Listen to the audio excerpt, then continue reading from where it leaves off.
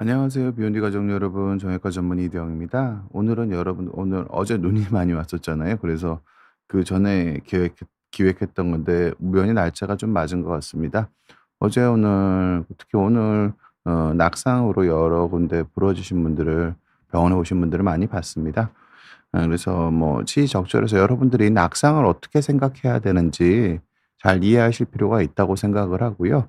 그 낙상이 협착증 왜 척추가 낙상을 정형외과 전문의가 얘기한다고 얘기하면 골절 때문에 얘기할 거라고 많이 생각들 하실 텐데 낙상을 얘기하는 오늘 강의를 듣고 보면은 낙상의 진짜 중요한 의미가 이거 말고도 여러분들이 알아두셔야 할 부분들이 많다는 거 여러분들이 이해하실 거고요. 낙상에 대한 체계적인 분석이 낙상에 대한 체계적인 어느 정도 낙상을 여러분들이 직관적으로 잘 이해하실 수 있도록 제가 도움을 드리는 시간이 될 것 같습니다. 모두 다 꼭 알아두셔야 되는 강의 내용이라고 저는 생각합니다. 오늘 제목은 낙상의 의미입니다. 낙상 넘어지는 거죠. 넘어지는 게 어떤 의미가 있는 걸까요? 일단은 낙상이 얼마나 자주 생기는지 우리가 좀 알 필요가 있습니다. 그 한국 통계는 제가 못 찾았고요. 미국에서는 한 65세 이상의 28%가 매년 낙상을 경험한다고 그런 얘기를 합니다. 되게 흔하죠. 매년 65세 이상의 3분의 1 가까운 숫자가 매년 넘어진다고 그러거든요. 그럼 이게 무슨 의미일까? 낙상이 어떤 의미가 있냐면요. 낙상으로 인한 직접적인 사망은 그렇게 많지 않습니다. 그러니까 그러니까 두부 손상 뭐 장기 손상 뭐 그런 걸로 직접적으로 낙상 자체가 원인이 되는 경우도 직접적으로 사망에 연결되는 경우도 있지만요. 훨씬 더 많은 거는 간접적으로 사망과 연결되는 경우가 매우 많습니다. 일단 뭐 고관절 골절이라든지 척추 압박 골절이라든지 이런 것도 뭐 수술하고 보면은 기간을 봤을 때 이런 골절 같은 게 한번 생기면은 일정 기간 내에 의미 있게 사망률을 높인다는 통계는 많이 나와 있거든요. 그런데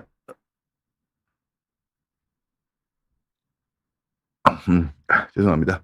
그것보다 더 중요한 거는 활동량 감소가 간접적인 사망의 원인이 됩니다. 그러니까 어떤 통계가 있냐면은요. 우리가 보행 속도가 0.1 미리 그러니까 보행 속도가 느려지는 만큼 사망률이 올라간다는 통계가 있습니다.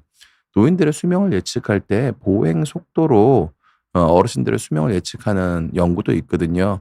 즉 이렇게 한번 넘어지고 나면은 꼭 어디가 부러지지 않더라도 며칠 아파서 드러 눕고 여기저기 문제가 생기고 나면은 보행 속도가 줄어들겠죠. 활동량이 줄어들겠죠. 이 활동량 감소가 간접적으로 사망률을 활동량 감소 자체가 보행 속도 자체가 사망률을 높인다는 연구 결과도 있는 상황이기 때문에 이건 꼭 연구 결과가 아니더라도 활동량 줄어들면 수명이 줄어들겠죠. 보통 실질적으로 어르신들 뵈면은 그러니까 어떤 병이 그러니까 사망 원인은 어떤 병이라고 되어 있지만 대부분 다 노쇠해진 다음에 어떤 병으로 돌아가시기 때문에 노쇠해지느냐가 실질적으로는 수명이랑 가장 관계가 있는 거거든요. 어떤 병을 치료하는 게 중요한 게 아니라 노쇠해지지 않는 게 근본적으로 가장 중요한 거거든요. 어찌 됐든 이렇게 낙상을 하게 되면은 박영철 님 반갑습니다. 낙성을 하게 되면 활동량이 줄어들고 이건 간접적으로 사망으로 가는 거라고 보시면 됩니다. 내가 다치고 나서 보행 속도가 확 줄었다. 그러면은 뭐 아쉬운 말씀이지만 내가 사망 확률이 높아진 거고 간접적으로 내 수명이 줄었다고 보셔도 좀 좋습니다. 넘어져서 다치고 나서 보행 속도가 줄었으면 나는 수명이 준 거라고 보셔도 되고요. 단순히 안 아픈 게 아니라 내가 어떻게 하면은 이 보행 속도나 보행 습관을 내가 회복할 수 있을지를 진지하게 고민해 보실 필요가 있습니다. 활동량 감소는 우리들은 특히 연세 드신 분들한테는 사망과 수명이 짧아지는 거랑 거의 같은 말이라고 받아들이셔도 좋습니다. 그러면 우리가 낙상이 왜 될까요? 낙상이 되는 이유는 여러 가지가 있습니다. 보통은 뭐 어떻게 보면 이제 기립성 저혈압 그러니까 일어서면 혈압이 떨어지면서 의식을 잃을 수 있습니다. 부정맥도 순간적으로 의식을 잃으실 수 있는 낙상의 원인이 되고요. 또 연세 드신 분들이 많이 드시는 수면제, 항우울제 같은 것들도 낙상의 원인이 되고요. 다리에 힘이 떨어진 것도 낙상이 당연히 원인이 됩니다. 근데 여러분들이 잘 못 느끼시는 이 동적 균형 감각의 저하도 낙상의 가장 큰 의미입니다. 무슨 뜻이냐면 미끄러우면 넘어지잖아요. 미끄러울 때 균형 잡기가 더 어려운 거잖아요. 그러니까 미끄러울 때 잘 넘어지는 건 되게 당연한 얘기인데 균형 감각이랑 균형 감각이 떨어지는 거랑 낙상은 아주 밀접한 관련이 있습니다, 기본적으로는. 보시면은 이 기립성 저혈압이랑 부정맥은 연세 드신 분들은 잘 관리가 돼야지 내과적 이유뿐만 아니라 뭐 부정맥 있으신 분들이 한번 쓰러지시면은 의식을 잃고 쓰러지시면은 아주 큰 사고로 직접적인 사망이랑 연결되는 경우도 꽤 있거든요. 그리고 그 환자분들이 약물, 수면제, 뭐 항우울제 쓰시다가 하면 정신과 신경과 영양에서 해당하죠. 이런 것들도 약을 잘 관리하셔서 이런 약 쓰시는 분들은 아무래도 추울 때는 바깥으로 좀 덜 나가시는 게 도움이 되지 않을까 싶고요. 또 다리 근력 감소나 동적 균형 감각 저하 같은 건 협착증에서 생기고 근감소증에서 생기고 파킨슨에서도 생길 수 있는데요. 이 실질적으로는 협착증이 가장 큰 영향을 미친다고 보셔도 좋을 것 같습니다, 기본적으로는. 왜 그런 거냐? 그래서 우리가 협착증을 잘 관리할 필요가 있다고 말씀을 드립니다. 보통은 예. 눈은 잘 세상 만사님 말씀대로 눈이 잘 치워져야 되는 게 맞고요. 그런데 안 치워진 것 같으면 밖에 안 나가시는 게 연세 드신 분들한테는 훨씬 더 좋은 선택이 아니실까 생각을 합니다. 보통 협착증이 안 그래도 사망과 관계가 많은 이유랑 같은 겁니다. 결국은 중심성 협착이 돼서 신경 다발이 압박이 되면은 균형 감각이 소실이 됩니다. 몸통의 코어가 약해지는데 코어가 몸을 느끼는 센서 역할을 합니다. 내 몸통의 균형을 느끼는 센서 역할을 하기 때문에 허리가 숙여지는 순간, 구부정해지는 순간 균형 감각이 떨어진 거랑 똑같은 겁니다, 기본적으로는. 그래서 낙상으로 인해서 사망이라고 연결되는 경우가 많고요, 간접적으로. 그리고 근데 환자분이 흔들이 생각하시는 다리 저리고 당기는 거는 환자분들이 아파서 못 걷겠다고 그러시는데, 아파하면은 좀 절 수는 있는데요. 통증을 회피하면서 걷는 보행을 하는 거지 균형 감각이 떨어지는 건 아니거든요. 균형 감각이 떨어지는 게 실질적으로 여러분들 생명의 수명에 훨씬 더 영향이 크게 미쳐진다, 이렇게 보시면 되고요. 뭐 보통은 이게 중심성 협착이 있으면은 활동량이 줄어듭니다. 협착이 있는 것 자체도. 낙상도 한번 당하고 나면은 활동량이 줄어들고요. 심혈관계 질환, 협착증도 한번 생기고 나면 활동량이 줄어들거든요. 그럼 심혈관계가 나빠지겠죠. 심혈관계가 나빠지면 이게 사망 확률을 확 높입니다. 활동량이 줄어들고 아까 보행 속도가 느려지는 것이 뭐 0.1 밀리세컨드 느려질 때마다 12%씩 사망이 올라간다는 연구도 있으니까요. 그래서 심혈관계 질환 를 가중시켜서 악화시켜서 사망에 이르게 하고요. 그런데 환자분이 다리 저리고 당기는 거는 통증으로 인한 활동 제한이 이 중심성 협착, 균형 감각을 잃게 돼서 만드는 활동 제한보다 훨씬 적습니다. 아파서 못 걷는다고 말씀하시잖는데 아파서 못 걷는 것보다는 균형을 못 잡기 때문에 못 걷는 게 훨씬 더 큰 부분입니다. 환자분들이 이 균형을 못 잡는다는 걸 못 느껴서 그래요. 환자분들은, 우리가 느낄 때는 아프다는 것만 느끼는데 이 균형 감각 자체가 손해가 관장하는 부분이기 때문에 우리가 설명을 할 수가 없어요. 균형 감각이 떨어졌다고 우리가 잘 못 느낍니다. 무슨 뜻이냐면은 우리가 두발 자전거 타는 법 설명 못 하잖아요. 우리 다 저 자전거 탈 줄 알거든요, 두발 자전거. 근데 어떻게 타는지 저는 설명을 못 합니다. 마찬가지입니다. 이 균형을 잘 잡는 게 환자가 이거를 의식하고 인식하고 느끼려고 노력을 해야 느낄 수가 있는 거지 그걸 통증처럼 그냥 본능적으로 느껴지는 게 아니거든요. 그래서 환자분들이 이 균형 감각 떨어지는 거, 보행 거리가 제한되고 보행 속도가 느려지는 거, 활동량이 줄어드는 게 이게 몸을 빠르게 수명을 빠르게 줄이는 행위라는 거를 여러분들이 꼭 이해하실 필요가 있습니다. 그리고 뭐 보통은 뭐 다리가 근데 많이 저리고 당기시는 분들 중에서는 극심한 우울증 겪으신 분들 되게 많고요. 뭐 협착은 별로 심하지 않은데 뭐 2년 사이에 살이 12kg 빠지시는 분들도 있고, 너무 우울해져서 하루에 눈 뜨고 있는 시간 동안은 계속 내가 어디가 아프지만 계속 생각하시는 분들 자주 보거든요. 자주 보거든요. 그래서 약물이나 그런 것 때문에 자살 가능성이 좀 높아지는 건 오히려 이 신경 가지가 눌리는 증상이 좀 더 있습니다. 근데 신경 다발이 눌린 건 별로 아프지가 않아요. 그냥 기능의 저하입니다. 기능적 증상이 있는 거지, 더 중요한 증상은 기능적 저하에 있는 거지 통증은 별로 없으세요. 협착이 원래 이런 병이거든요. 여러분이 이걸 꼭 알고 대응하실 필요가 있습니다. 저리고 당기고 아픈 거는 신경을 적게 쓰시면 적게 쓸수록 여러분이 오래 사시는 데 도움이 됩니다. 그거 없애야 한다라고 집착하시면은 힘들어지세요. 근데 제가 자주 드리는 말씀이 먼지가 가득 묻은 빗자루를 공중에서 털고 있는데 밑에 있는 먼지를 백날 닦아 봐야 소용이 없습니다. 그러니까 통증이 떨어진 먼지고요. 통증이 안 생기게 만들어야 됩니다. 안 생기게 만드는 거는 몸통이 안 흔들리고 균형 감각이 좋아져야지 빗자루를 안 흔들게 되는 거거든요. 먼지가 묻은 빗자루라도 흔들지 않아 주면, 몸이 안 흔들리면 먼지는 땅에 훨씬 적게 떨어집니다. 이 통증을 약이나 주사로 못 느끼게 닦는 행위는 근본적인 해결책이, 너무 아프면 하시는 게 맞는데 그거에 너무 과도하게 집착하시는 거는 환자분들한테 되게 안 좋은 결과를 부를 수가 있어서 몸이 흔들리는 게 훨씬 더 중요한 증상이고 수면과 관계 있는 거고, 아픈 거는 내가 자극만 잘 안 주면은 무조건 줄어든다라고 여러분께서 편안하게 생각하실 필요가 있지 않나 그렇게 생각합니다. 이게 뭐 신경 가지가 눌리는 게 뭐냐면은요. 보통 이게 디스크가 튀어나오면은 이런 식으로 신경이 내려가는 가지가 이렇게 눌리거든요. 이게 하묘부고요. 이게 추간공인데 이런 식으로 신경 가지가 눌리거든요. 그러면은 엉덩이부터 보통 한 종아리까지 방사통이 있고, 급성시에는 지금 바로 눌리기 시작했을 때는요. 엉덩이가 더 아프고 종아리가 좀 덜 아픕니다. 이게 방사통의 전형적인 양상이시고요. 신경 가지 증상이시고요.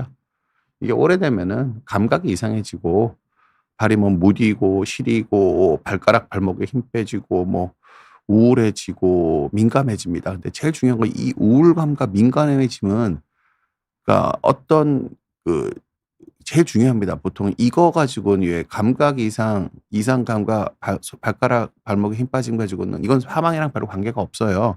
근데 우울해지면 비로소 이게 활동량이 줄어들고 자살 확률이 높아지면서 사망 확률이 높아지는 거고요. 이 민감해지면은 아픈 것만 계속 생각해 보면은 약한 통증이 강한 통증으로 바뀝니다, 머리에서. 그러니까 통증은 환자분이 그렇게 생각하는 게 아니라 민감해지고 아픈 거에 계속 집중하다 보면은 약한 통증이 강한 통증으로 바뀌게 됩니다. 그럼 이게 한번 바뀌게 되면 이걸 낮추는 거는 뭐 정신과 약물을 쓰는 이유가 그거거든요. 협착증에서도 정신과 약물을 좀 쓰는 경우도 있고요. 협착이 뭐 만성적인 협착증이 있으면 정신과에서 빚을 봤다 뭐 그러신 분들도 없지 않으세요. 그게 왜 그런 거냐면은 민감해지면은 작은 통증이 큰 통증으로 바뀌게 됩니다. 원래 그런 겁니다. 그래서 근데 그러니까 환자분들께 제가 드리는 말씀은, 저리고 당기는 거는 그러니까 내가 흔들리지 않고 몸이 균형 감각이 좋아진 상태를 유지만 할 수 있으면은 저리고 당기는 거는 시간이 지나면 무조건 좋아진다. 그리고 이게 좀 안 좋아지더라도 그대로 남아 있더라도 '내 수명에 문제가 없는 거다.'라고 잘 생각하셔야 되고, 오히려 걱정을 많이 하고 우울해하시는 게 내 수명을 줄이는 일이라는 거를 꼭 여러분들께서 이해하실 필요가 있습니다, 기본적으로는. 이게 어떻게 보면은 걱정이 되고 우울한 게 진화생물학적 프로그램인데, 활동량을 줄이기 위한 진화생물학 프로그램인데, 현대학이 발전했으니까 우리가 인간이 그렇다는 걸 이해하고 여러분들이 대응하실 필요가 있지 않나, 저는 그렇게 생각합니다. 그리고 이게 신경 다발이 눌리면 어떻게 되냐면은요. 저는 이게 가운데가 눌리는 거여서 이렇게 피면 눌려 있다가 숙이면 안 눌리게 되거든요.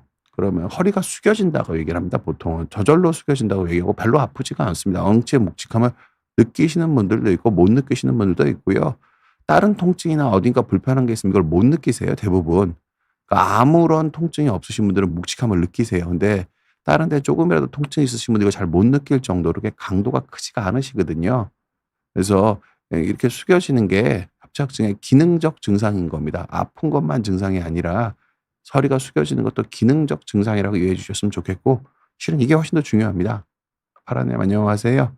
여러분들 언제나 질문 주시면 제가 답변 드리도록 하겠습니다. 그러니까 많이 참여해 주셔서 감사하고, 파라나님이 질문 주셨네요. 저희 어머니가 70대 후반이신데 집에서 잠깐 미끄러져 넘어지셨었어요. 그때는 괜찮다고 하셔서 두었거든요. 그런데 며칠 지나니까 갑자기 허리 통증이 심해지고 못 걷겠다고 하시네요. 이게 골절일 수 있나요? 어떤 검사를 꼭 병원에 내원하실 필요가 있고요. 높은 확률로 압박 골절일 가능성이 있습니다. 왜냐하면은 원래 압박골절이 처음에 살짝 금이 가 있는 상태에서는 처음에 압박골절은 전형적으로 어떠냐면은요. 처음에 넘어지고 좀 아프다고 하시다가 며칠 정도 좀 괜찮아졌다가 다시 왕창 아파하시는 경우가 많습니다. 왜 그러냐면은 살짝 금이 가 있는 상태인데 환자분들은 그러니까 부러졌으면 그냥 덜렁덜렁할 거라고 생각하잖아요. 압박골절은 그렇지가 않습니다. 눌리면서 안정성이 약간 살짝 짜부라드는 형태거든요. 근데 거기서 힘이 더 가면 확 무너져 버리시는 거예요. 그래서 파라나님 어머니 꼭 모시고 가서 엑스레이 찍어 보시고 필요하면 MRI도 꼭 찍어 보시고 가셔야 되는 이유는요. 골절이면 보조기를 하셔야 됩니다. 보조기 안 하면 더 무너져 내리거든요. 그러니까 어르신들 그거 진짜 하기 싫어하세요. 근데 그거 제가 꼭 당부드리는 거는요. 골절이면 보조기 꼭 하셔야 되고요. 뒀다가 더 아파서가 뭐 시멘트도 넣고 다른 것도 하고 막 난리가 납니다. 그러니까 처음에 아팠을 때 바로 병원에 가셔서 처음에 가셨을 때 바로 병원에 가셔서 피디님 여기 화면 좀 제가 보는 화면에 조금 뭐 가려 있는 게 있습니다. 예. 이쪽으로 와서 좀 봐 주셨으면 좋겠습니다. 꼭 제가 여러 말씀드리는 거는 그러니까 처음에 아픈 게 중요한 게 아니라 그 아픈 게 중요한 게 아니라 좀 덜 아파졌을 때도 그러니까 어머니가 이렇게 아파지셔서 꼭 그 보조기 착용이 필요한지를 확인하시기 위해서 꼭 병원에 가서 진단을 받아 보셔야 되고요. 보조기 착용하신다고 다 해결되는 게 아니라 보조기 착용하시고 거의 한 달 정도는 이거를 정확하게 지키시면 대부분 저는 한 달 안에 끝납니다. 보조기를 뗄 수가 있습니다. 앉으시면 안 됩니다. 누워 있거나 서 있거나 보조기를 찬 상태로 누워 있거나 서 있거나를 하시면은 거의 모든 골절은 4주 정도면은 안정적으로 붙습니다. 근데 이게 행동 통제가 안 되기 때문에 뭐 2주 누워 있으라고 하시는 분들 선생님들 있고 그렇긴 하는데 이게 환자분한테 적절하게 초기에 골절 초기에 병원에 가셔서 적절한 교육을 하고 필요하다면 보조기를 착용하시고 잘 지내시면은 대부분 추가적인 치료가 필요 없이 넘어가는데요. 이게 아프다 안 아프다 뭐 하니까 병원 가기 무섭고 여러 가지 그래서 그러다 보면은 한 3-4 개월 동안 지나면서 뼈가 계속 무너져 내려 가지고 나중에는 뭐 척추체를 떼내고서 아래윗뼈에 뭐 기둥을 심고 아래윗뼈를 연결하는 수술을 하기도 하고 막 여러 가지 그게 꼭 필요한 경우까지 생기는 경우도 있습니다. 그러니까 이렇게 어르신들이 다치셨어요. 특히 허리 쪽이 아프시다고 할 때 초기에 병원에 꼭 가 보실 필요가 있습니다. 꼭 가 보실 필요가 있습니다. 꼭 가 보셨으면 합니다. 주말 지나고 나서도. 예. 그리고 베이포트 9696 님이 질문 주셨네요. 저희 아버지가 화장실에 밤에 화장실을 자주 가시는데 불을 안 켜고 가시다가 넘어질 뻔했습니다. 신체 문제인지 치계 증상인지 의심해 봤는데요. 야간 낙상 위험을 줄이는 방법을 알려주세요. 일단은 첫 번째로는 선생님이 아버님께서 보폭이 어느 정도 되신지 보실 필요가 있습니다. 보폭이 좁으신 분들은 이게 균형 감각이 떨어져서 보폭이 좁아지신 거거든요. 보폭이 많이 좁으신 분들은 기본적으로 보폭이 좁으신 분들은 그러니까 협착인 경우가 제일 많습니다. 치매보다 협착이 훨씬 더 흔하거든요. 그래서 협착증이 있는지 먼저 한번 확인을 받아 보시고 그리고 뭐 낙상 위험을 줄이는 방법을 제가 설명을 드린 건 이번 강의 내용이 그건 거고요. 일단 그리고 이런 걸 먼저 하시는 게 맞고요. 그리고 집안 자체에서 넘어졌을 때 뭐 매트 같은 거 좀 깔려고 하셔야 되고요. 불을 안 켜고 왜 화장실에 가시는지 아버님이랑 얘기를 좀 해 보세요. 잘 얘기를 해 보시고 아버님이 어떤 반응 보이는지 봐서 적절한 대답이 안 나오시면은 신경과 진료 신경정신과나 신경과에서 한번 치매가 치매에 있는지 한번 상담 받아 보실 필요도 있고요. 보폭이 줄어드신 부분이 있다면은 정형외과에서 협착증이 있는지 한번 확인해 보시는 거 추천드리고요. 아버님이랑 대화를 해 봤을 때 답변하시는 게 적절치 않다면은 신경과에서 한번 상담을 받아 보셨으면 좋겠고요. 야간에 낙상을 줄이는 부분은 밤에 불을 켜고 주무시면 됩니다. 발을. 원래 그냥 아버님이 불을 안 켜고 가시잖아요. 그러면은 아버님이랑 대화하고 잘 안 되시면은 밤에 불을 켜 놓고 주무세요. 그게 뭐 전교 의미가 좀 더 나오겠지만 어르신들의 낙상 위험이 가질 수 있는 잠재적인 고비용의 가능성을 생각하면 아무것도 아니라고 저는 생각하거든요. 그렇게 해 보셨으면 합니다. 예. 그래요. 강의를 좀 더 들어가서 그러니까 이렇게 눌리게 되면은 허리가 숙여지시거든요. 이렇게 신경 다발이 누르면 허리가 숙여집니다. 별로 아프지 않습니다. 근데 이게 더 중요한 증상이고요. 이게 되면은 이게 어떻게 되는 거냐면은요. 허리가 숙여지면 이 속근육이 접히겠죠. 이게 접히면 힘이 빠지겠죠. 무슨 뜻이냐면은 이두박근의 힘을 기르려면 팔을 굽혔다 폈다 이두박근이 될 거 아니에요. 근데 힘이 들어가 있으면은 코어가 힘이 들어가 있으면은 속근육에 힘이 들어가 있으면 저게 곧게 펴져 있어야 됩니다. 근데 저게 접히게 되면은 코어가 약해지겠죠. 근데 균형 감각은 왜 떨어지느냐?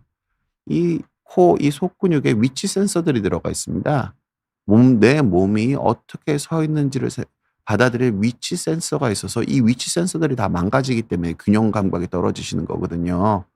그럼 균형 감각이 떨어지고 그러면은 낙상 위험이 증가하겠죠. 그리고 당연히 활동량도 줄어들고요. 그리고 이게 제일 단적으로 늘어나는 게 이 코가 약해지면 허벅지가 가늘어집니다. 협착증이 있으신 분들이 많은 분들이 어떠시냐면요. 협착증이 생기기 전에 운동을 하셨어야 되는데 생기고 나면 이제 운동을 되게 열심히 하시면은 종아리만 두꺼워집니다. 허벅지는 상당히 상대적으로 가늘고. 근데 이게 내가 운동을 하는데도 허벅지는 계속 가늘어지시면은 협착이 있는지 보실 필요가 있습니다. 운동을 해서 허벅지까지 같이 두꺼워지시면 운동 너무너무 잘하시는 거고 좋은 건데요. 내가 운동을 하는데 허벅지는 갈수록 가늘어지고 종아리만 두꺼워지는 것 같으시면은 이게 코어가 점점 더 떨어지고 있는 거거든요. 그래서 요거는 협착에 대해서 정확한 진단과 치료를 한번 받아보실 필요가 있습니다. 아픈 게 중요한 게 아니라 활동량 줄어들고 낙상이 사망과 관련이 훨씬 더 큰 겁니다. 아까 말씀드렸지만 이 속근육에는 위치 센서 같은 게 있습니다. 위치 센서 같은 게 있어서 이 근육이 길이가 길어졌는지 짧아졌는지를 신경이 휘감고 있어서 이걸 느끼거든요. 근데 이 느낌을 우리가 느낀다는 걸 모릅니다. 이게 핵심입니다. 보통은 이렇게 위치 감각 같은 것들이 주로는 손에로 들어가서 다시 센싱을 여러 가지 감각 수용기 정보를 합쳐 가지고 그거에 대한 반응으로 또 다른 컨트롤을 하게 되거든요. 물론 대뇌도 역할이 있지만 주로 손호에서 역할을 하는 거여서 이건 우리가 뭘 하는지 설명을 못 합니다. 무슨 뜻이냐면 우리가 자전거를 탈 때 어떻게 타는지 설명 못 하는 거랑 똑같은 거거든요. 내가 균형을 어떻게 잡는지 설명을 못 합니다. 그런데 우리가 자전거 탈 때 설명은 못 하지만 집중해서 균형을 잘 잡으려고 하면 자전거가 타지게 되죠. 그게 이런 위치 감각 센서들이 주로는 뭐 대뇌도 역할을 좀 손에서 들어가 가지고 프로세싱을 통해서 잘 조절할 수 있게 되는 거거든요. 그래서 이게 떨어지게 되면은 위치 감각, 고유 감각이 저하되는 형태로 나타나시기 때문에 제가 몸통의 균형 계속 말씀을 드리는 거고 이 몸통의 균형을 느끼시려는 인지적인 훈련을 하실 필요가 있습니다. 이건 결코 근데 강화가 아닙니다. 강화가 아니라 몸의 균형을 잘 맞추는 거고 그러니까 몸의 밸런스를 잘 맞추는 겁니다. 이렇게 보시면 좋을 것 같고요. 협착증은 낙상의 가장 결정적인 이유인 경우가 많습니다. 보폭이 줄어들어 있고 허리가 꾸부장하신 분들이 당연히 훨씬 더 잘 넘어지겠죠. 그냥 걸을 때도 몸이 연세 드신 분들을 보면은 그냥 걸을 때도 좌우로 몸이 흔들리는 경우가 되게 많으시거든요. 그냥 신발 신고 그냥 정상적인 상황에서 몸이 좌우로 계속 흔들리는데 바닥이 조금만 미끄러우면 더 잘 넘어지겠죠. 그래서 몸이 흔들리는 게 걷는 거 자체가 협착증에 의한 위치 감각 저하인 경우가 많고요. 이거 자체가 낙상의 가장 결정적인 이유고 협착이 아픈 거 위주로 생각되어서는 안 되는 이유이기도 합니다, 기본적으로는. 그래서 뭐 어떤 식으로 하는 게 좋을까를 제가 좀 환자분들한테 말씀을 드리면요. 생활 습관에서 어떻게 하면 좋을까? 보통 그러니까 분이 횡격막 호흡이라고 좀 전문적인 표현을 썼는데요. 횡격막 호흡 말고 그냥 복식 호흡 하시면 됩니다. 천천히 예 천천히 숨 쉬는 훈련을 하실 필요가 있습니다. 복식 호흡. 이걸 하다 보면은 천천히 숨을 쉬다 보면은 미주신경이 자극이 돼서 통증 민감도가 낮아지고 마음이 안정이 됩니다. 보통 우리가 교감신경계가 그 사나운 호랑이를 딱 보면 우리가 머리털이 확 쓰고 몸에 긴장이 딱 되죠. 그렇게 되면은 균형 감각을 하나도 못 느낍니다. 근데 이게 몸이 좀 이완이 되고 릴렉스가 되고 미주신경이 자극이 돼서 활성화되면은 그 회복 모드라고 표현을 합니다. 몸을 좀 회복할 수 있는 모드가 되는 것 같거든요. 그래서 이런 식으로 횡격막 호흡, 그러니까 몸을 좀 호흡을 천천히 하면서 마음을 가라앉히는 걸 먼저 하시고요. 이 횡격막 호흡 자체가 코어가 너무 약하신 분들한테는 코 인지하는 효과도 있습니다. 이게 없는 건 아닌데 저는 그거보다는 그냥 횡격막 호흡은 그냥 마음을 안정화시키고 몸에 쓸데없는 긴장을 풀어주는 용도로 쓰실 필요가 있습니다. 보통은 최신의 재활은 코어 강화에 있지 않습니다. 그러니까 보통 일반적으로 인지기능 치료라고 부르는데 불필요한 긴장을 없애는 거거든요. 그러니까 사무직인 사람들도 협착이 많이 오는 이유가 이겁니다. 불필요한 긴장을 많이 하기 때문에 코어에만 인지가 되고 몸의 밸런스가 맞고 다른 데 힘이 빠지면서 몸을 서 있고 앉아 있고를 해야 되는데 이게 불필요한 긴장을 많이 한 상태에서 앉고 서고 걷기 때문에 보통 우리 몸이 협착이 잘 오고 우리 몸이 망가지는 거거든요. 그래서 이완이 재활의 핵심은 이완에 있는 거지 힘을 기르는 거에 있는 게 아닙니다. 그래서 이 이완을 하기 위한 조건으로서 호흡 훈련, 복식 호흡하시는 거는 어르신들 모두한테 추천드릴 필요가 있습니다. 이렇게 이완된 상태에서 내가 어떻게 움직이면 더 아파진지를 찬찬히 내 몸을 살펴서 그 이완된 상태에서 내가 불편해진 동작을 안 하시는 게 생활 습관에서 매우 중요합니다. 연세 드신 분들이 저 노인분들 보면 대부분 그렇습니다. 이거 젊은 사람보다 더 화다닥 화다닥 급하게 움직이는 경우가 많으시거든요. 발 보 보행 속도는 느린데 발은 빨리 움직이시고 몸도 확확 젊은 사람도 부드럽게 천천히 움직이는데 어르신들이 훨씬 더 몸을 급하게 움직이는 경우가 많으세요. 그런 것들이 다 몸을 다 망가뜨리는 요소가 되거든요. 이제 그런 분들도 이게 횡격막 호흡을 해서 복식 호흡을 좀 하다 보면은 몸의 움직임이 느려집니다. 그러니까 느리게 움직이라는 게 아니라 몸이 부드럽고 천천히 움직이게 됩니다. 어머님, 아버님이 나보다 더 확확 자녀분들보다 더 빠르게 움직이시는 것 같으면은 복식 호흡하라고 권해 드릴 만합니다. 이게 움직임이 느려져야 덜 다치거든요. 이게 빨리빨리 움직이면 내가 어떻게 움직이는지 내가 센싱을 못 해요. 그러면 이게 넘어지거나 낙상이 되거나 허리가 삐끗하거나 자꾸 다치는 일이 생기셔서 횡격막 호흡 훈련은 복식 호흡이라고 보시면 됩니다. 복식 호흡은 여러분한테 노인분들한테 특히나 도움이 되시는 분들이 되게 많습니다. 되게 많습니다. 여러분들이 생각하시는 거 되게 많습니다. 그리고 중요한 거는 이걸 통해서 이완을 해야 됩니다. 몸에 쓸데없는 힘을 빼야 됩니다. 보통 사무직 분들 많으시잖아요. 앉아 있으면 목이 왜 아플까요? 앉는 자세를 유지하는 데 쓸데없이 승모근에 힘이 들어가 있어서 그렇습니다. 한 자세로 있는 것도 그건 소극적인 얘기고요. 더 근본적으로 얘기하면은 승모가 계속 긴장된 상태로 앉아 계신 거예요. 왜 움직이라 그러냐? 자꾸 움직여야 이완이 되기 때문에 그렇습니다. 이완을 하면은 안 움직여도 별 상관이 없습니다. 근데 이완을 못 하기 때문에 자꾸 한 자세로 있는 게 불편해지시는 거거든요. 몸을 잘 이완하고 코 인지 네. 보통 진짜로 원래는 코 인지가 맞는데 어르신들이나 처음 재활하시는 분은 코 인지가 안 되세요. 허벅다리에 힘이 들어가는 걸로 느끼시라고 얘기를 드리거든요. 허벅다리에 힘이 들어간 상태로 서고 앉고 앉을 때 허벅다리에 힘을 어떻게 주느냐? 엉덩이를 3 센티만 들어 보세요. 그럼 허벅지에 힘이 들어가잖아요. 그럼 그 상태를 깨지 않으시면 됩니다. 그렇게만 서 있으면은 코어에 허벅지가 인지를 유지하실 수가 있거든요. 그럼 자세가 저절로 달라집니다. 엉덩이를 3 센티만 뗐다가 다시 앉아 보시고 엉덩이를 3 센티 뗐을 때가 앉는 동작 순간 동안에 허벅지에 힘이 들어간 느낌을 앉아 있는 상태에서도 계속 유지를 하시면 됩니다.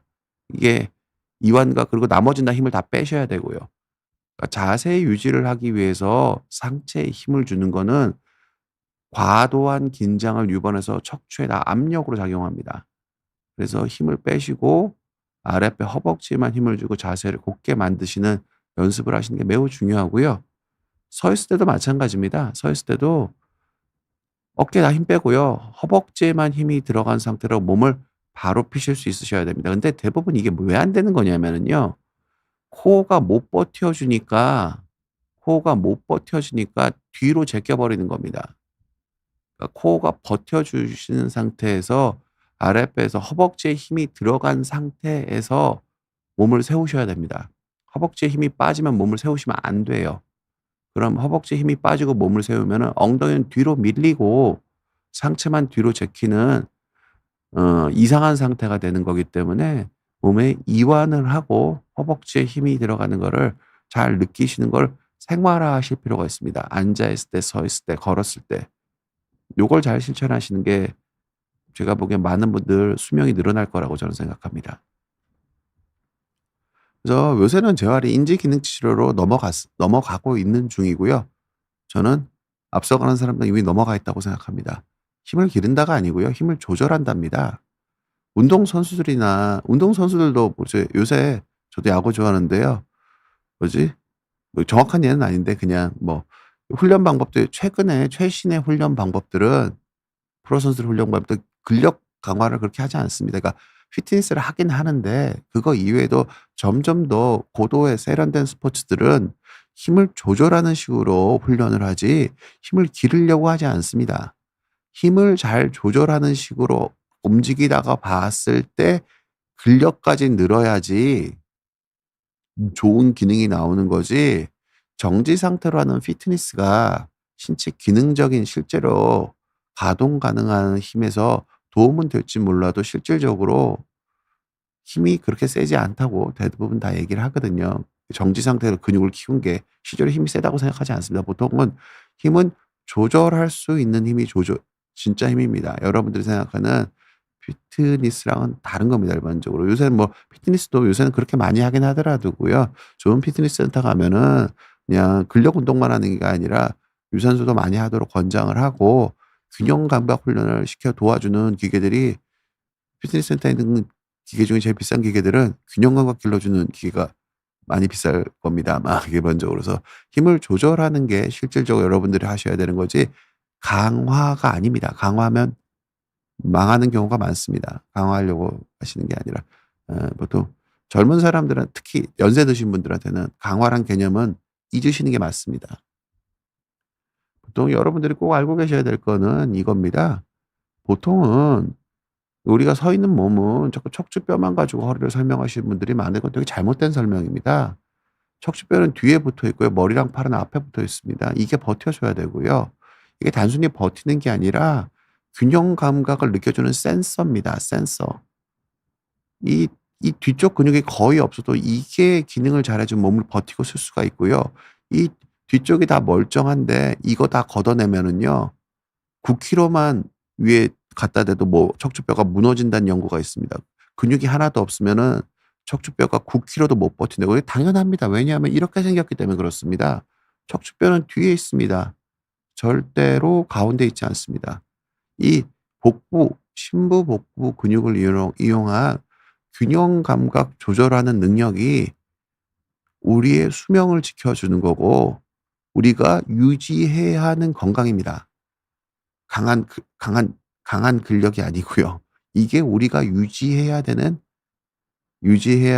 근육입니다. 이게 수명이랑 직접적인 영향이 저는 있다고 생각합니다. 예, 요 그림을 척추를 여러분들 보실 때 허리뼈를 자꾸 보시면 허리뼈를 보는 것보다 이 그림으로써 자기 척추를 이해하시는 게 여러분이 오래 사시는 데 크게 도움이 되지 않을까 싶습니다. 제가 반복적으로 강의 때마다 보여드리는 그림인데 많은 분들이 이 내용을 좀 아셨으면 하는 생각을 가지고 있습니다. 그래서 근본적인 치료는 코 인지를 통한 균형 감각 개선이 돼야 됩니다. 코 인지를 뭐 초보자분들은 허벅지에 힘이 들어간 걸 느끼면서 몸이 부드럽게 다른 데 쓸데없는 힘이 하나도 안 들어가게 균형을 잡는 연습이 필요하고 이 균형을 잡는 데는 이완이 필수적인데 이 이완을 잘 해내기 위해서 제가 횡격막 호흡, 복식 호흡을 말씀드리는 겁니다. 그래서 이완을 잘하고 몸의 균형을 잘 잡고 쓰고 체중을 이동하고 걷고 이런 습관을 여러분께서 많이 불편해지시면은 이런 게 다 효율이 떨어집니다. 보폭이 너무 줄어들기 전에 허리가 너무 많이 구부정해지기 전에 이런 생활 습관을 가지시는 게 여러분 몸을 현명하게 방어하고 여러분들이 잘 지내실 수 있는 길입니다. 환자분들 말씀드리면 제가 제일 많이 드리는 게 "나 오래 살고 싶지 않다." 그러는데요. 대부분 실제로 의사로서 사망에 이르는 과정을 보면은 노쇠해진 다음에 어떤 병으로 돌아가시는 거지 어느 날 갑자기 수명이 줄어드는 게 아니에요. 그냥 노쇠해지지 않도록, 노화가 진행되지 않도록, 보행 속도가 느려지지 않도록 몸을 관리를 하시는 거는 모든 분이 꼭 하셔야 되는 겁니다, 모든 부분이. 근데 환자분들한테 이렇게 말씀드리면 맨날 좀 오해의 소지가 있습니다. 그러니까 협착증의 결과 허리가 숙여지는 건데 허리를 숙이지 않고 억지로 펴면 협착이 안 생기는 것처럼 오해하시는 분들이 있거든요. 똑같습니다. 억지로 빨리 걷는다고 해서 노화가 사망률이 떨어지는 게 아니에요. 균형을 잘 잡고 정상적인 보폭으로 보행 속도가 잘 유지가 되면서 걷는 걸 유지하려고 하셔야지 결과적으로 빠르게 걷는 게 된다고 내 수명이 유지가 되는 게 아닙니다. 그래서 원인과 결과를 언제나 여러분들이 바꿔서 생각하지 않으셨으면 좋겠습니다.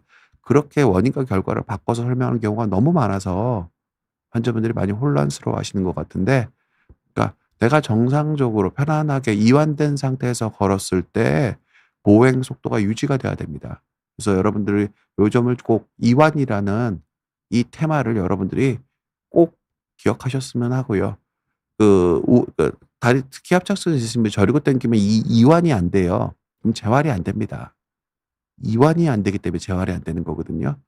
이 이완을 여러분들이 어떻게 달성하실 수 있는지 복식호흡도 좋은 전제 조건이 될 수 있을 것 같습니다. 여러분들 꼭 말씀드리고 싶습니다. 안 늙어야 통증이 없습니다. 통증이 없어야 안 늙는 게 아니라. 무슨 뜻이냐면은 그 먼지 묻은 뭐지 대걸레를 막 흔들고 있으면은 밑에 계속 먼지가 떨어지겠죠? 먼지 계속 닦아 봐야 대걸레 계속 흔들고 있으면 별 소용없습니다. 온 사방으로 먼지가 날리는데 부분적으로 내가 제일 닦고 싶은 부분을 걸레로 빡빡 닦아 봤자 온 사방으로 흩어지는 먼지를 어떻게 할 수가 없습니다. 즉 대걸레를 흔들지 않아야 됩니다. 몸통이 안 흔들려야 안 아파지는 거고요. 이게 몸통이 안 흔들려면 안 늙어야 되고요.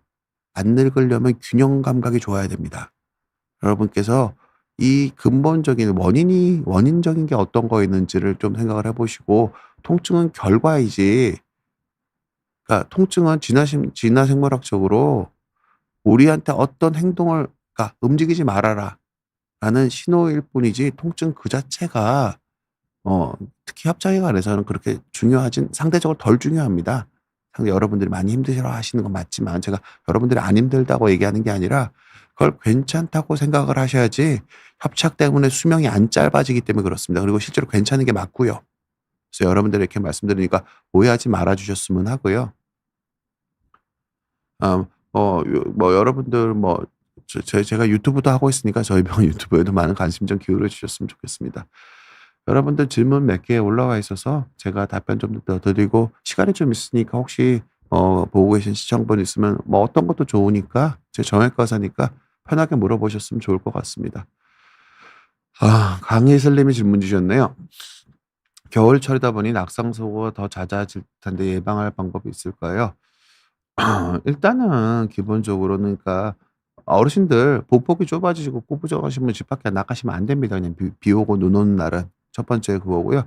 제일 좋은 거는 웜업을 좀 하고 다니시는 게 좋습니다. 보통은 밖에 나가기 전에 실내에서 옷 입고 나가기 전에 실내에서 쪼끔 실내를 좀 걸어서라도 몸을 좀 웜업을 하고 나면은 밖에 나갔을 때 확 움츠러들면서 그거에 신경이 뺏겨서 넘어질 확률이 좀 줄어들 거거든요. 그래서 안 나가시는 게 좋은데, 꼭 나가려면은 옷을 입고 실내에서라도 좀 많이 좀 걷고 아파트 현관에서라도 좀 공동복도에서 좀 걸어서 추운 환경에 바로 노출되기 전에 몸을 좀 웜업을 하고 몸을 좀 따뜻하게 하고 다니시는 게 쪼끔 도움은 될 수 있을 것 같은데, 그래도 안 나가시는 게 제일 좋겠죠.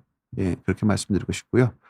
균형이 안 좋아서 보행 보조기를 사용 중인데 보행기나 지팡이를 쓰는 게 정말 약성 예방에 도움이 되나요? 잘못 쓰면 더 위험이 될 수도 있다고 생각됩니다. 그러니까 균형이 안 좋으면 보행 보조기를 쓰셔야 됩니다, 그냥. 그러니까 원래는 이 보행 보조기를 쓰지 않아야 될 정도로 균형 잡는 연습을 충분히 하셨는지를 보실 필요가 있습니다. 내가 균형 잡는 연습을 별로 안 하시는 분들이 대부분이거든요. 이게 운동하는 느낌이 안 들기 때문에 제가 아까 말씀드린 이완해서 똑바로 서 있는 연습을 대부분 안 하세요. 걷는 연습만 자꾸 하려고 그러시거든요. 걸어야 된다고. 근데 똑바로 서지 못하는 사람은 못 걸어요. 그럼 똑바로 걸을 때 흔들리는 분들이 똑바로 서 있는 연습을 오래 이완을 하고 허벅다리의 느낌을 느끼면서 똑바로 서 있는 연습을 오래 하시면 이 흔들림이 줄어요. 많은 부분 줄거든요. 혹시 안 해 보셨다면은 어 뭐 보조기복 가지고 밖에 나가서 걷는 게 운동이 아니라 실내에서 그냥 똑바로 서 있는 걸 하루에 2-3 시간씩 하시다 보면은 한 달만 하시면은 흔들림이 많이 줍니다, 많은 경우에 있어서. 근데 이걸 안 해 보신 분들이 저는 90%가 훨씬 넘는다고 보거든요. 어 그리고 보행기를 쓰는 거는 균형 감각이 떨어지면 보행기를 써야 되는데 보행기를 안 쓰고 쓰는 연습을 해서 보행기를 안 쓰는 환경을 만드셔야 됩니다. 지팡이나 보행기를 쓰는 순간 수명이 줄어드는 겁니다. 보행 속도가 느려지겠죠? 활동량이 줄어들겠죠? 그럼 심혈관계가 나빠지겠죠? 그러면 수명이 줄어듭니다. 이게 더 중요한 겁니다. 그래서 혹시 정직한 세장님께서는 내가 균형을 잘 잡기 위해서 어떤 걸 해 봤는지 한번 잘 생각해 보셨으면 하고요. 제가 내년에 책 낼 거거든요. 책 내면 제가 그런 내용을 좀 더 친절하게 말씀드릴 수 있지 않을까 생각합니다. 예. 세계탐구님이 질문 주셨습니다. 저희 할머니가 정말 사소하게 넘어지셨는데 고관절이 부서지셨어요. 또 한 번 부러지면 또 부러질 수 있나요? 너무 걱정입니다. 보통은 아까 제가 이 강의 초반에 제가 말씀드렸죠. 넘어지는 원인에서 의학적으로 손댈 게 있는지 한번 보실 필요는 있습니다. 제가 영상 한번 슬라이드 한번 보여 드릴까요? 낙상의 원인이 보통 내과적으로는 뭐 이것보다 더 많겠죠. 근데 크게 부정맥이나 기립성 저혈압 있으신 분들이 많으셔서 이거를 낙상 위험을 막고 싶으면 이런 부분들이 어머니한테 문제가 되는지 한번 체크를 해 보시고요. 수면제나 항우울제 드시는 것들도 대부분 이게 좀 영향이 좀 있으시거든요. 그래서 이런 쪽 약이 쪼끔 문제가 있으신지 한번 신경과나 정신과에서 한번 체크 한번 해 보시고요. 그리고 파킨슨이나 협착증이나 근감소가 있는지를 한번 확인을 받아 보셔서 의학적으로 그냥 걱정되시기 당연하고요. 이런 의학적 문제를 한번 찾아보셔서 할머님의 낙상 위험을 체계적으로 줄일 방법이 뭐가 있는지를 한번 차분하게 가족분들이랑 상의하셔서 날이 좀 춥긴 한데 좀 따뜻해지면 한번 요런 것들 한번 점검을 받아 보시는 거는 필요할 것 같습니다. 우리가 실질적으로 받을 수 있는 의학적 도움을 잘 못 받으신 분들이 잘못된 이해로 잘 못 받으신 분들이 너무나도 많습니다. 잘못된 생각 때문에. 너무나도 많아서 한번 꼭 진료 한번 받아 보셨으면 하고요. 그리고 이사나 님이 질문 주셨습니다. 이틀 전 낙상 이후로 무릎에 통증이 생겼습니다. 아마 무릎 먼저 넘어진 게 아닌 것 같은데 아직 병원을 가지 않았어요. 구부릴 때마다 약간 통증이 있는데 금방 괜찮아질까요? 첫 번째로는 무릎으로 넘어져서 무릎이 아픈 건 당연한 거니까 괜찮은 거거든요. 부러지지만 않으면. 근데 무릎으로 찢지 않았는데 넘어져서 무릎이 아프면 무릎이 뒤틀렸을 가능성이 있는 거기 때문에 이게 내부적으로는 손상의 가능성이 조금 더 있는 겁니다. 무릎을 부딪히고 넘어져서 무릎이 아픈 것보다는. 그런데 제가 드릴 수 있는 말씀은 무릎이 부었으면 병원 지금 가 보시는 게 맞고요. 무릎이 부었으면 바로 가 보셔야 됩니다. 무릎이 부었으면. 왜냐면은 무릎이 붓는 거는 무릎을 직접 타격을 안 받는데 무릎이 붓는 거는 둘 중에 하나거든요. 둘 중에 하나일 가능성이 있습니다. 부으려면 안에서 피가 난 거거나 연골이 갈려서 연골을 흡수하기 위해서 붓는 거일 가능성이 있거든요. 부었으면 바로 병원 가 보시고요. 부은 게 별로 없으시다면은 추세를 좀 보셔도 됩니다. 한 1-2주 정도 추세를 봐서 특정한 자세에서 계속 불편하시면은 병원 가서 한번 검사도 하고 이학적 검사도 한번 받아 보시고 의사 선생님이랑 한번 상의해 보시는 걸 제가 추천드리도록 할게요, 이사나 님은. 그리고 울리324 님이 질문 주셨습니다. 어머니께서 혈압약 들고 계신데 가끔 어지럽다고 하셔서 넘어지실까 봐 걱정입니다. 혈압약 먹으면 원래 어지러울 수 있나요? 그러니까 모든 약이 다 어지러울 가능성은 다 가지고 있는 게 맞고요. 이거는 내과 선생님이랑 꼭 상의해 보실 필요가 있습니다, 약에 대해서는. 그리고 어머니가 뭐 전체적으로 낙상 위험은 아까 제가 말씀드린 슬라이드 다시 한번 보여드리면 슬라이드 한번 보여주실까요? 제일 큰 게 이런 것들입니다. 그러니까 기립성 저혈압, 부정맥, 내과적 문제고요. 수면제, 항우울제, 뭐 혈압약도 당연히 들어갈 수가 있고 모든 약은 다 어지러움을 일으킬 수가 있거든요.